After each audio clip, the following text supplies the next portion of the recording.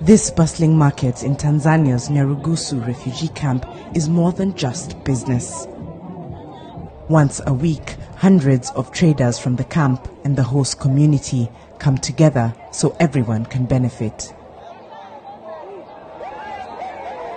The UN High Commissioner for Refugees, Filippo Grandi, visited the market during a 4-day trip to Tanzania, his first to the country as head of the refugee agency.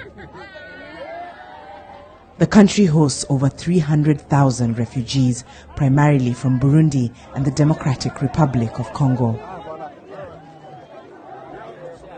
At the market, the High Commissioner met Boaz, a Congolese refugee who runs a shop. Kuwa na lile soko kwa market limetusaidia kwanza kuwa na mawasiliano na watu tofauti kutoka nje ya kambi, hasa wa Tanzania. Kunakuja watu wengi na inatupa ile diplomasia kwa sababu kwanza tunafahamiana, kwa hiyo inatusaidia kuwa na umoja kwa sababu wanapofika tunauziana biashara vizuri. Grandi also heard about the many challenges refugees face, particularly the needs for better healthcare, education and shelter. Scarce resources for energy was a particular worry. Women talked of walking long distances to retrieve firewood, and authorities expressed concern about deforestation in the area. Kukata kuni ni vibaya wanatukataza kwa sababu hiyo kuni inasaidia kama kuna jua unakaa umekaa. The High Commissioner pledged to mobilize support to ease pressure on the environment where refugees and hosts share resources. After so many years, there's certain impatience that we need to manage. We need to help the government bear the responsibility of this hospitality, which is very expensive. You know, people always think of donors giving money, but the host country is the one that gives the most resources. One program is a provision of durable shelters by furniture company IKEA.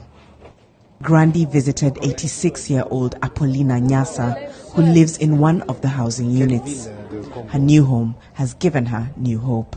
Wakati balikuwa bananitenge nalicheza gari yalikuwa pake niko banijenga na mimi niko nacheza niko banijenga na mimi niko nacheza kumaliza tu pale nikaingia ndani. Tanzania has a decades-long tradition of hosting refugees.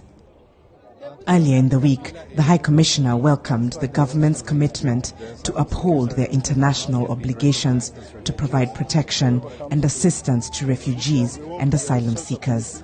There's been a restriction in the policies here, and we want to work with the government so that whatever they do is done in accordance, as they say they want to do, with international principles and all those conventions that Tanzania has signed. While over 57,000 Burundian refugees have chosen to return home since 2017, the High Commissioner stressed that any returns must be voluntary. Conditions are still uncertain both in Congo and in Burundi. Some people volunteer to go back, and those need support, not only our support, which we provide, but donor support, especially when they go back home, so that it becomes sustainable. But others are still waiting, and I think it's important that nobody is forced back, that repatriation remains a voluntary exercise, and we will continue to discuss with the government.